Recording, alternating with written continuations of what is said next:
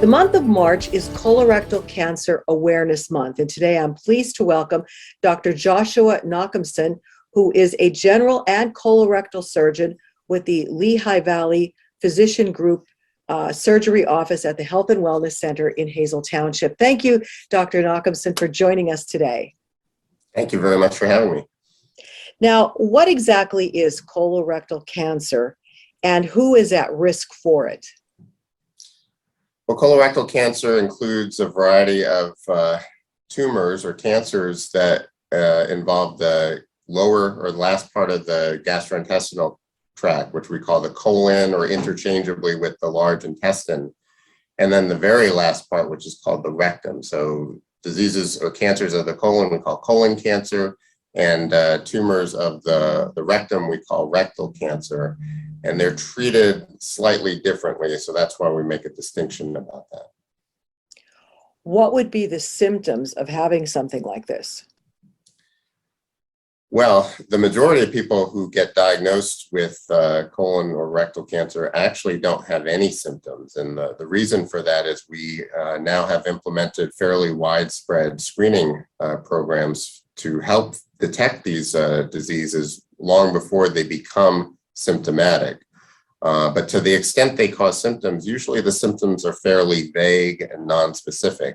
So sometimes people will notice blood in the stool and they'll think, well, maybe that's just a hemorrhoid. And many times it is, but any kind of blood being passed with bowel movements should be brought to a physician's attention.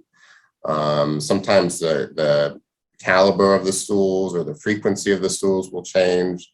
Sometimes there'll be abdominal discomfort or bloating or weight loss. So a lot of these things are nonspecific, but do correspond with tumors of the colon or rectum sometimes. Now, you mentioned screening. So what kind of screenings are available, and who is the person that should have this done?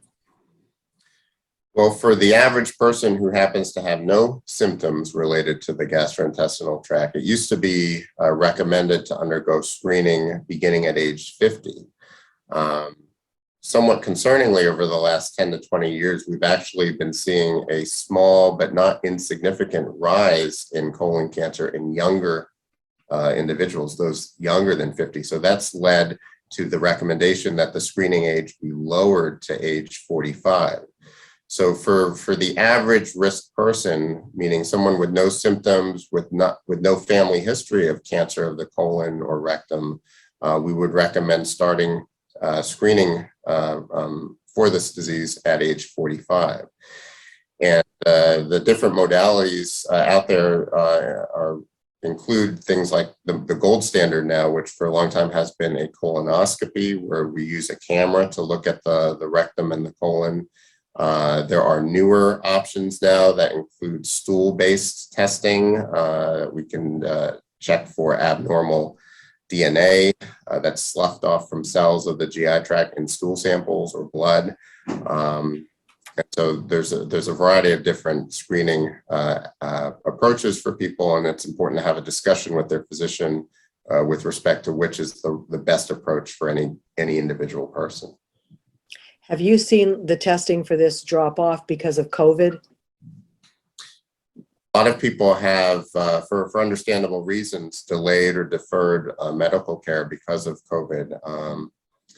And we're seeing people not just with colorectal issues, but all sorts of medical issues come in a little bit sicker than normal because of the delay in care. So hopefully, as things normalize, that will improve as well. But the urgency to get screened at the appropriate age and interval is still exists, and so I wouldn't discourage anyone from doing that, for any reason at this point.